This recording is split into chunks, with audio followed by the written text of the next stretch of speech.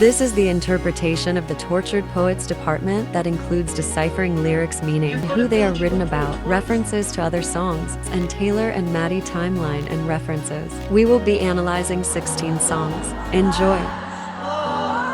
Fortnight. This is a song that Taylor herself explained to be about the American dream that took place in an American town, a dream that you thought wouldn't happen to you. But you ended up not with the person you loved, and now you just have to live with that every day, wondering what would have been, she said for iHeartRadio. Fortnight in British means a period of 2 weeks. The song starts with the lines, "I was supposed to be sent away, but they forgot to come and get me." This is connected to the song, Hits Different, from her last album Midnights.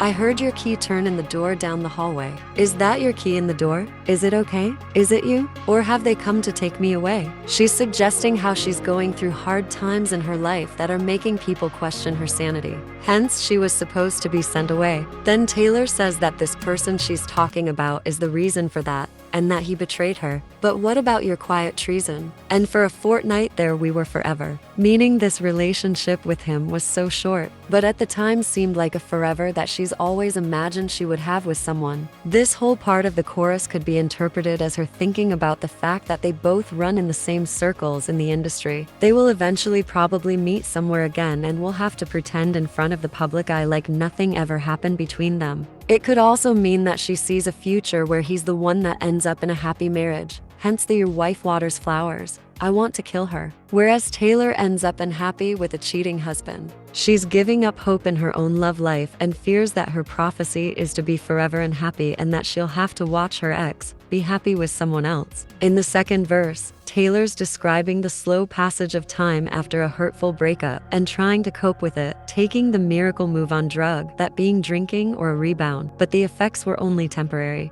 At the end of the song, she wants to reach out to him, but she knows deep down that the story is over. She knows that nothing would help until he touches her, that not even buying a new car or moving to Florida would help her in this sadness. This song, like many others on the Tortured Poets department, is rumored to be about the 1975 frontman Matty Healy. Taylor and Matty had a thing back in 2014, which we'll talk more about in the other songs. In April of 2023, after the breakup with Joe Alwyn, Taylor started dating Matty, and that relationship lasted until June. The Fortnight music video is shot in black and white, just like the music videos for most of the 1975 songs. There are so many references to the 1975, like the crown Taylor's wearing, the black dog, the lab suit and glasses, as well as this pose that Matty does in a lot of his stage performances. Moving on to the next song, The Tortured Poets Department. The title of this song, as well as the album, can allude to two different meanings. The department could not only mean a division of an organization, but also a verb to depart, two poets separating. The muse of this song, being again Matty Healy, left his typewriter at her apartment. Matty said in an interview for GQ, "I really like typewriters as well. The thing with typewriters is kind of an element of commitment that goes with the ceremony of it. The effort that requires you to concentrate better." Taylor goes on to write how he's in self-sabotage mode, being avoidant and self-destructive. He tried to run from her, and she's using the metaphor of him throwing spike strips down the road to pop her tires if she decides to chase him back. But she's seen this episode and still loves the show, meaning she loves him for who he is, even if he has this tendency of self-destruction. "You're not Dylan Thomas. I'm not Patti Smith." Both Dylan and Patti were legendary poets and frequent residents of the Chelsea Hotel. She implies how the poets in the album title are not real poets. The title is an irony. More hints point to Matty Healy in the second verse. Matty is known to be a smoker and has a lot of tattoos. Someone in the TikTok comment section accidentally foreshadowed the lyric a year before the album release. Taylor describes him having nightmares and struggling with them, but she chose this storm and is here to stay through the good and bad. Then the bridge goes, "Sometimes I wonder if you're gonna screw this up with me, but you told Lucy you'd kill yourself if I ever leave. And I had said that to Jack about you, so I felt seen. Everyone we know understand why it's meant to be, 'cause we're crazy." The Lucy mentioned is Lucy Dacus, a member of the band Boy Genius along with Phoebe Bridgers. When Matty came to the Eras tour in May of 2023, he joined Boy Genius on stage during opening. Him and Lucy later lost contact, as revealed in their tweets in September of 2023. Matty was also reportedly uninvited from Jack Antonoff's wedding, which Taylor attended after their breakup. For those of you who are unfamiliar, Jack Antonoff was producing both Taylor and Matty's albums at the same time. He's been collaborating with Taylor since the album 1989, and they're very close friends. Jack might be the reason for Taylor and Matty's reconnection. At dinner, you take my ring off my middle finger and put it on the one people put wedding rings on, and that's the closest I've come to my heart exploding. Him wanting to marry her is a reoccurring theme in this album. Matty came back into Taylor's life knowing that she's tired of waiting with her ex of 6 years, Joe Alwyn, which she wrote about in the song So Long London, saying, "I died on the altar, waiting for the proof," as well as in the last album, Midnights. "And I wouldn't marry me either, a pathological people pleaser who only wanted you to see her." So Matty's love bombing her, telling her all the things she wants to hear, everything that her ex couldn't give her, and she's believing it. Who else decodes you? Taylor thinks she knows him best, deciphers his thoughts and feelings like no one else. My boy only breaks his favorite toys. Taylor said about this song that it's a metaphor from the perspective of a child's toy, being somebody's favorite toy until they break you and they don't play with you anymore. We are so valued by a person in the beginning, and then all of a sudden they break us or they devalue us in their mind. And we're still clinging on to that? No. You should have seen them the first time they saw me. They'll come back to that. So it's kind of like a song about denial, really. Here Taylor's alluding to Matty's mental health problems and him wanting to break up with her again, like he did back in 2014. The backlash they received from some so-called fans for being together is rumored to be the reason why he broke up with her in 2023. She then calls herself the sickest army doll that he purchased at the mall, because he knew she was broken when he got her. It fit too right. It was too good to be true. She should have known it wouldn't last. Since they haven't succeeded in 2014, due to many circumstances, as well as Matty's drug problems, this time she was so sure that it's going to be right. She's repeating herself, trying to convince him to stay. She then compares herself to a pull-string doll. She's trying to convince herself that he runs away from her because he loves her. As Taylor said it, she is in denial. "'Cause I knew too much. There was danger in the heat of my touch. He saw forever, so he smashed it up." This is a recurring theme of his commitment and emotional issues. The box here represents her past unhappy relationship where she felt trapped. Taylor's saying how he took her out of that box, and she felt she was saved. But then he broke her. Down bad. The metaphor in down bad is that I was comparing sort of the idea of being, like love bombed, where someone rocks your world and dazzles you and then just kind of abandons you as an alien abduction. This girl was abducted by aliens, but she wanted to stay with them. And then when they drop her back off in her hometown, she's like, "Wait, no, where are you going? I liked it there. It was weird, but it was cool. Come back." And so she's just like, "I've just been exposed to a whole different galaxy and universe and didn't know it was possible. How could you just put me back where I was before?" Taylor said, which really explains the first verse and how she said he transported her into this cloud of sparkling dust, just to do experiments on. That's also referenced in the Fortnight's music video when Post Malone, playing her love interest, is doing experiments on her. "Now I'm down bad, crying at the gym. Everything comes out. Teenage petulance," meaning she is acting like an angry teenager, bad-tempered and easily annoyed. Fields are often associated with alien abductions, so like she explained herself, she's taken back to Earth after this alien abduction and feels hollow without all this tense emotions she's just experienced. "I'll build you a fort on some planet where they can all understand it." This is a reference to all those people who were strongly against them being together, which is what allegedly led to him leaving her. She wants to make him a safe place on a planet where there's no judgment and he doesn't run away. The fort is also a reference to how Matty likes to build forts when he is feeling anxious. You're not building a fort, are you? No, I'm not building a fort. Matty, you've got a building a fort voice. The video was published in May of 2023 while they were dating. So Long London. 5 years after releasing a bop called London Boy, Taylor is saying goodbye to the city where she lived with her long-term boyfriend, Joe Alwyn. "My spine split from carrying us up the hill." She's put so much strength into keeping that relationship afloat until she just couldn't do it any longer. "I stopped trying to make him laugh. Stopped trying to drill the safe." This is a reference to Mirrorball, where she wrote, "I'm still trying everything to get you laughing at me." As well as in the song Fresh Out the Slammer, where she also mentions how her friends used to watch her daily disappear for just one glimpse of his smile.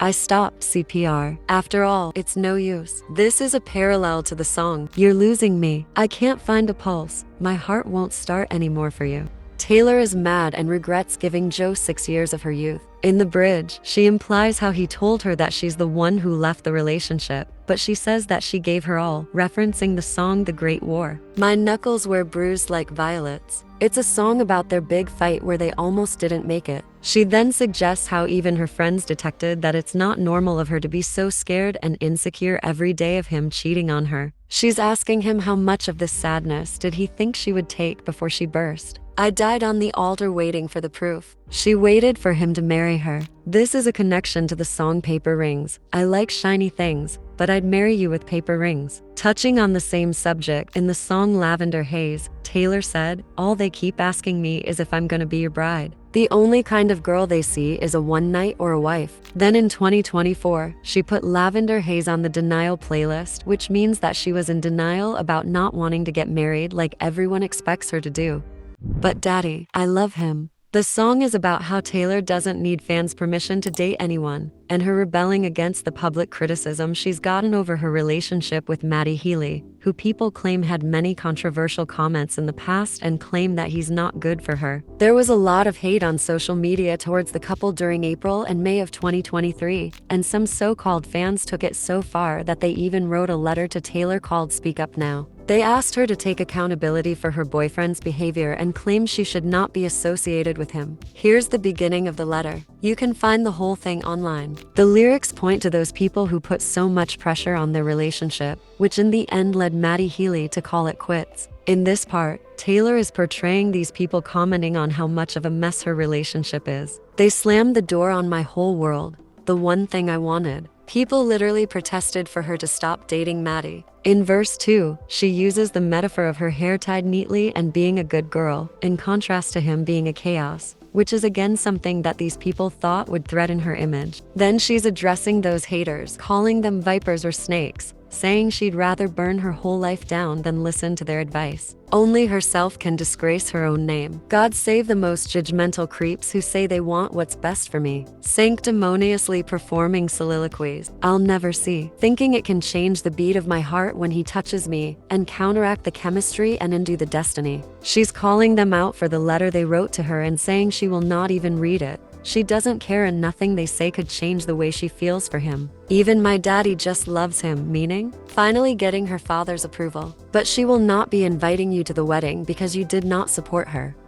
Fresh out the slammer. In this song, Taylor appears to explain what led her to rekindle her fling with Matty right after the breakup with Joe. I know who my first call will be to. Slammer is prison, from which she just gotten out, being a metaphor for her relationship with Joe. He could be my jailer. Burton to this Taylor is a lyric from the album Reputation. Now she is free from her jailer and knows that her first call will be to Matty. In the months prior to her split with Alwyn, which is rumored to end in March but was publicly announced in April, Taylor was hanging out with Matty Healy. In January, she appeared on the 1975 show as a surprise guest and sang Anti-Hero in the 1975 song City Lights.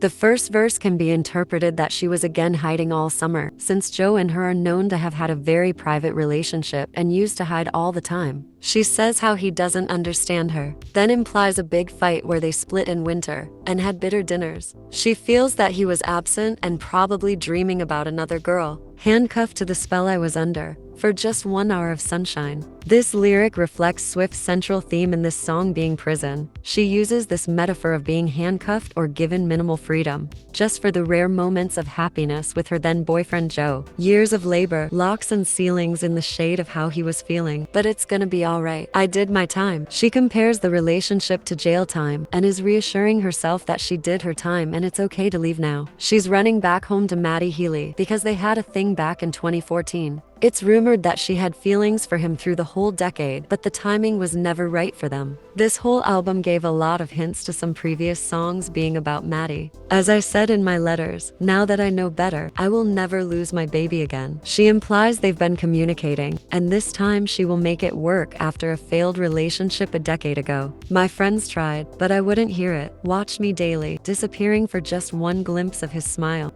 Her friend group, being probably Jack and all of her and Matty's mutual friends, have been probably telling her during the end of the relationship with Joe how Matty is the one for her. But back then she was still under Joe's spell and would disappear to rarely and occasionally get a glimpse of his smile. Swirled you into all of my poems. Now we're at the starting line. These lyrics point to her having written poems about Matty, and now they're beginning their love story. Now, pretty baby, I'm running to the house where you still wait up and that porch light gleams. This is a very important line, which is a parallel to the song Cardigan, where Taylor mentioned the muse of the song standing in her front porch light. I knew you'd miss me once the thrill expired, and you'd be standing in my front porch light, and I knew you'd come back to me. These lyrics also suggest how they've been on and off for years, while there were a lot of sources saying how Joe and Taylor were having multiple breaks throughout their 6-year relationship. May 3rd of 2023, a few days before Matty and Taylor were seen publicly together at the 1975 show, Matty Healy mouthed to the camera the words, "This one is about you. You know who you are. I love you," during the song About You. We get married in our heads, something to do while we try to recall how we met.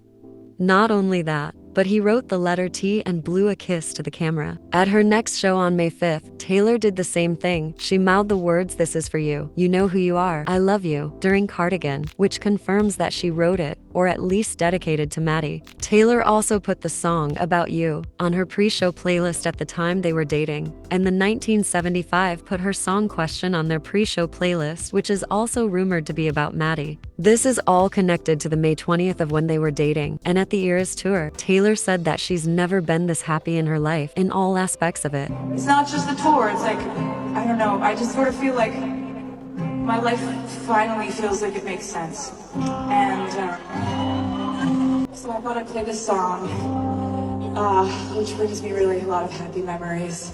She proceeds to play the song Question. The song is from Midnights, released in 2022, and is rumored to be about the night in 2014 when Taylor kissed Matty in front of other people during a party, and he left her house in the middle of the night. She's asking him, does he regret leaving and not putting effort? One thing after another, lost in situations, circumstances, miscommunications. Meaning after dating back then, they couldn't get it right due to just life happening. "'Cause I don't remember who I was before you painted all my nights, a color I searched for since." This color that she's searched for is mentioned before in illicit affairs. "Look at this godforsaken mess that you made me. You showed me colors you know I can't see with anyone else." Taylor could be alluding in these songs to the same color that Halsey sings about in her song Colors, which is very well known to be about Matty Healy from when they dated. "You were red and you liked me 'cause I was blue. But you touched me and suddenly I was a lilac sky. And you decided purple just wasn't for you." A similar thing happens in the Fortnight music video.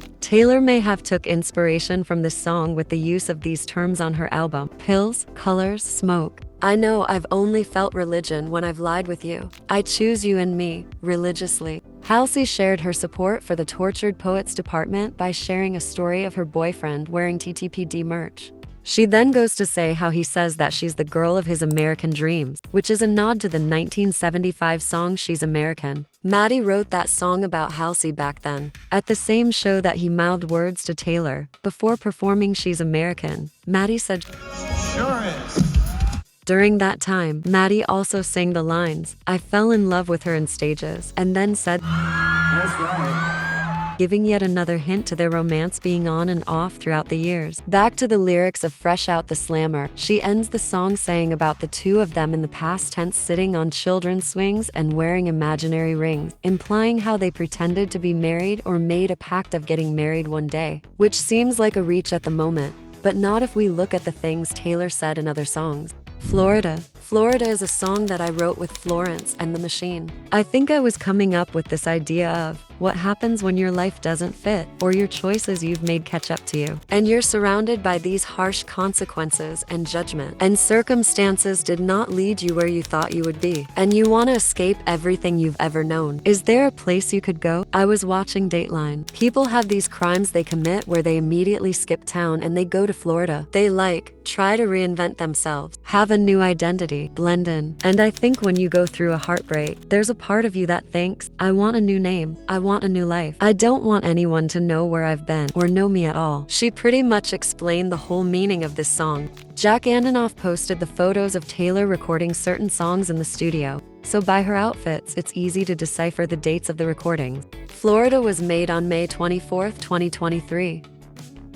Guilty as Sin. This song is most likely set in the time of Taylor still being in a relationship with Joe. She is bored and fantasizing about someone, that someone being Matty Healy, and questioning herself whether or not she should feel guilty about these fantasies that haven't physically happened yet. The first and the biggest clue is the first line of the song, "Drowning in the Blue Nile. He sent me downtown lights." I haven't heard it in a while. Matty has referred in the past to the Blue Nile being his favorite band of all time. He said in an interview how the song Love It If We Made It was based on the song Downtown Lights, and they sound very similar. This cage was once just fine. Taylor again using this concept of a jail and a cage to describe her relationship with Joe. She used to be fine with hiding in the beginning of their relationship, but she dreams of cracking locks, escaping, and breaking free from this relationship. Tonight, she is crashing into Matty, but only in her mind. She's having arousing fantasies of him. She questions whether she's a bad person for having those fantasies, or if it's a move that she should actually take in reality, because it is what she yearns for. In the chorus, Taylor is imagining Matty writing the word mine on her upper thigh. In her mind, they are kissing, but she feels guilty as sin for having those thoughts. These fatal fantasies giving way to labored breath. She's aroused by these thoughts of him. We've already done it in my head. She says that it feels like a vow they'll both uphold somehow, which could be a parallel to the imaginary rings and Fresh Out the Slammer. Her bed sheets are ablaze, on fire, as she is screaming his name, building up like waves crashing over my grave. She describes having an orgasm. In the bridge, Taylor's saying how she already knows people would react if she ever braces herself to make a move on this relationship. They will crucify her anyway. But she wants to be with him, and chooses him religiously, regardless of what anyone would think. Who's afraid of little old me? Taylor directs her attention to the public and shows her rage towards all the criticism she gets. She compares herself to the witch because of the bad narratives that media puts her into. She also used the witch trial metaphor in songs like Cassandra, and I Did Something Bad. Here she reflects how the fame hardened her. This is a parallel to Mirrorball from Folklore. When they called off the circus, burned the disco down. The asylum where they raised her is a metaphor for the music industry and growing up as a child star. However, no matter how badly they talk of her, they still sing her songs. Put narcotics into all of my songs, and that's why you're still singing along. I can fix him. No, really, I can. The first verse could be a description of a scene that very well fits Matty Healy's profile. He smokes a lot and is known to have revolting jokes on social media as well as on stage. Taylor then says how people shake their heads when they see her with him, in a way of, what is she doing with that guy? God help her. But Taylor believes that she's the one that can fix him. She doesn't feel the way she felt at the beginning of their relationship, because things have changed and they drifted apart. She uses this metaphor to portray how he's now gently touching her face with the same hands he has done bad things with. And I can see it from a mile away. A perfect case for my certain skill set. She knew he would be a great material for her songs, because as she wrote in the summary poem of the album, it's the worst men that I write best. And then that person over there, you've written half your album about. It's like, and you don't understand it.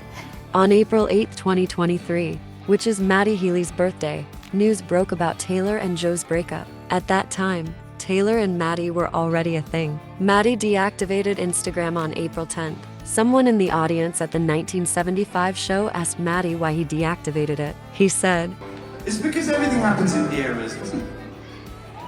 I think that the era of me being a fucking arsehole is going to come to an end. So at the time, Matty did seem like on his best behavior. He took a 17-hour flight to support Taylor at the Eras tour. He did give her a reason to think that she can really fix him, which in the end turned out to be only temporarily. LOML. Taylor reflects on the relationship and the person that she lost, as well as their plans for future. She calls it the biggest loss she ever experienced. The song hints to Matty Healy already in the first verse, with the use of the lyrics, waltzing back into rekindled flames, embroidered memories from the time I was away. We were just kids, babe.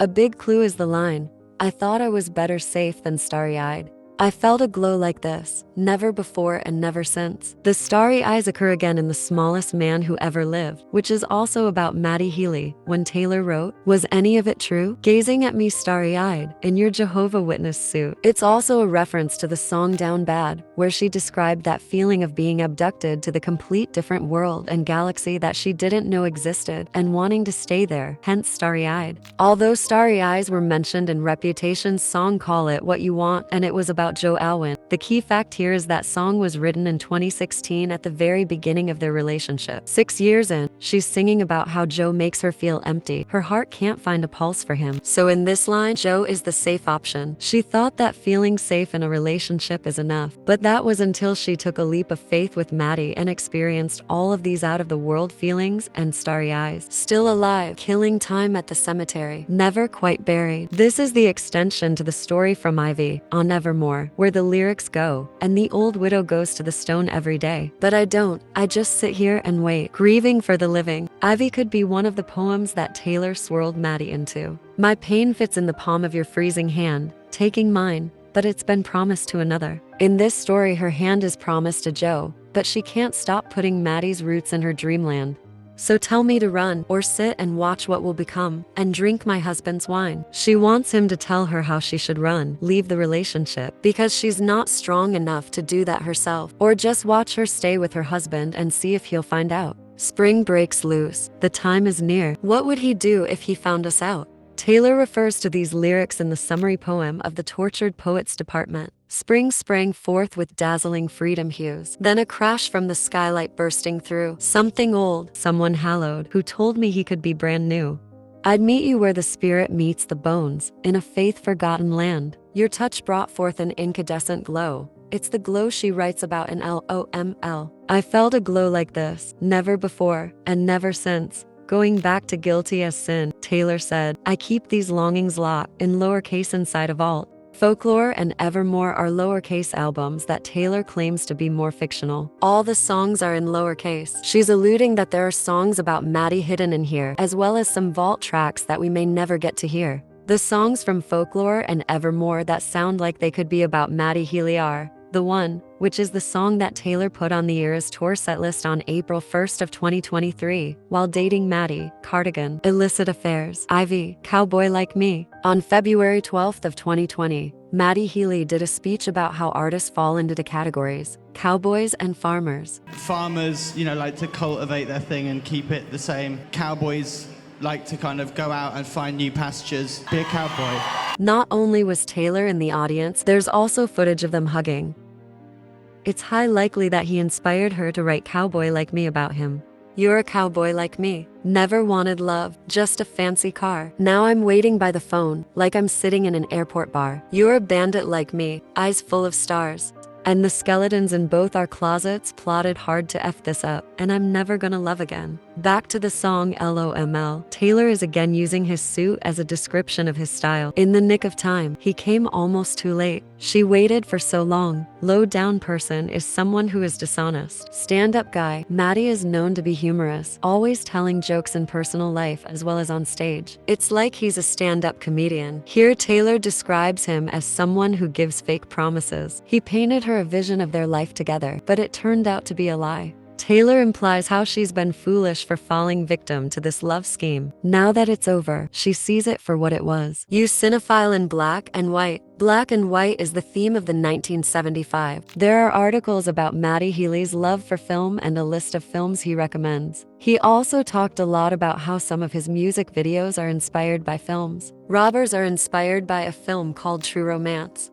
Mr. Steal your girl, then make her cry. So she implies how Matty stole her from Joe. Matty promised her everything she didn't have with Joe. As Taylor herself described the meaning of the song Down Bad, she got love bombed, which is the same things she is describing happened in Loml by this person who said she was the love of his life. Matty convinced her that they'll get married, that this would be for all time. But it was momentary. The relationship ended very soon. Again, let's recall on this moment on Eras tour, at the time of their relationship, where she said she's never been happier in all aspects of her life. I've just never been this happy in my life, in all aspects of my life, ever. Exactly 2 weeks from that, on June 2nd, Taylor was very clearly pissed, and the attendees of the show confirmed that they saw a very noticeable switch in her mood. That night, she sang the surprise song, I Don't Want to Live Forever. What if I die so bored or just lost the love of my life? Oh, baby. 3 days after that, on June 5th, the news outlets reported that Healy and Swift broke up. So Taylor clearly referred to Matty as the love of her life. She was also clearly mad while she sang, It would have been fine if you would have been the one, that same night, which is rumored to also be about Matty Healy.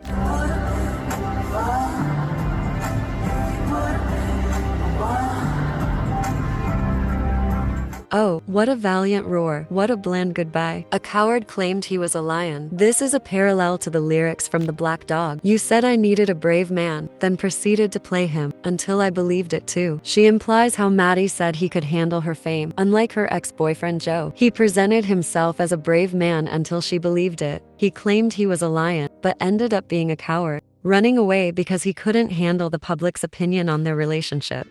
I can do it with a broken heart. I can read your mind. She's having the time of her life. Taylor is writing this from the point of view of her being on stage at the Eras tour and sees the faces in the crowd. She sees how they believed her fake smiles. She is going through a heartbreak after a breakup. She's giving all her strength into pulling herself together to give the crowd what they want. The 1, 2, 3, 4 that we hear in the song is the cue to sing that she's hearing in her ear monitor. Lights, camera, and smile, even when you want to die. She just needs to keep faking it, even if inside she feels like dying. In the short time they were together, he promised her a forever, which she already mentioned in the previous songs. The crowd is cheering on her, but inside she is falling apart. I'm so depressed. I act like it's my birthday every day. She's saying how she's drinking a lot, like it's her birthday. It's the ways she copes with this loss. Also a parallel to Fortnight. I was a functioning alcoholic till nobody noticed my new aesthetic. But Taylor succeeds. She faked it until she made it. You know you're good when you can even do it with a broken heart. Try and come for my job.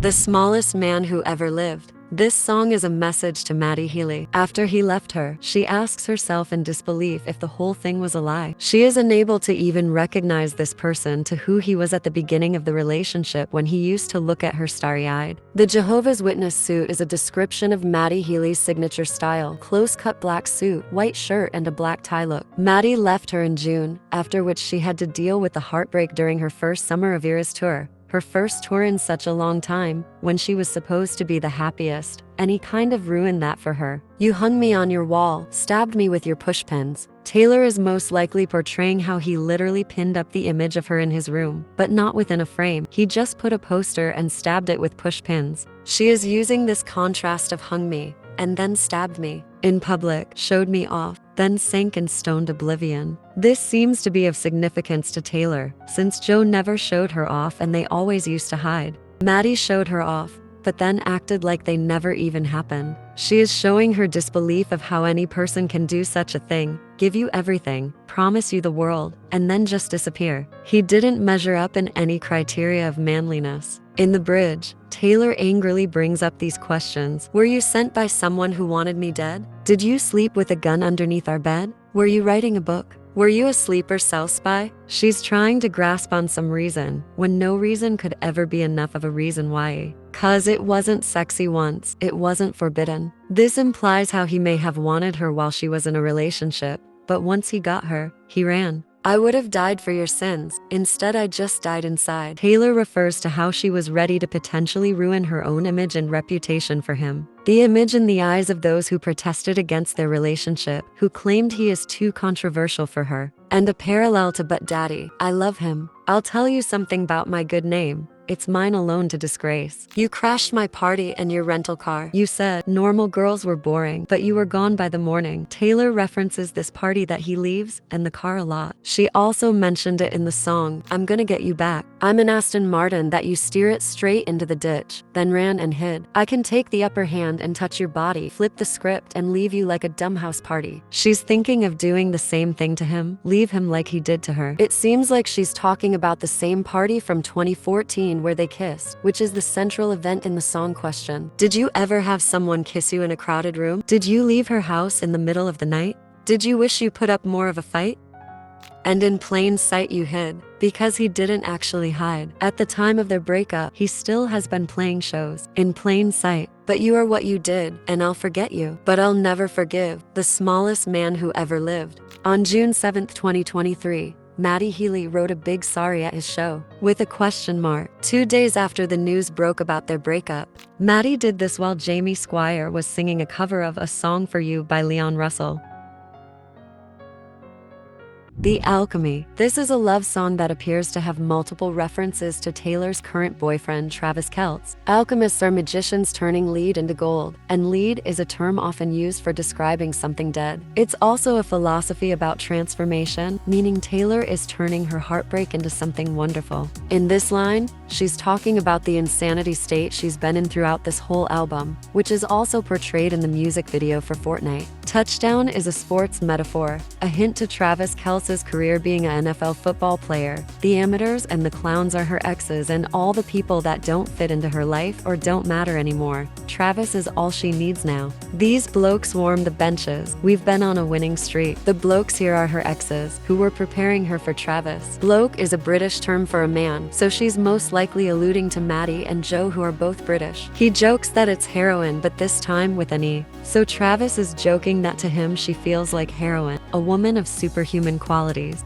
The bridge is full of football references, leaving no doubt that this song is about Travis. Clara Bow. Taylor herself said that this track is, quote, a commentary on what I've seen in the industry that I've been in over time. I used to sit in record labels trying to get a record deal when I was a little kid, and they'd say, you know, you remind us of, and then they'd name an artist. And then they'd kind of say something disparaging about her, but you're this, you're so much better in this way or that way. And that's how we teach women to see themselves, as like you could be the new replacement for this woman who's done something great before you, she said. I picked women who have done great things in the past and have been these archetypes of greatness in the entertainment industry. Clara Bow was the first it girl. Stevie Nicks is an icon and an incredible example for anyone who wants to write songs and make music. Thank you for watching our interpretation of the 16 songs from the Tortured Poets Department. Subscribe for more.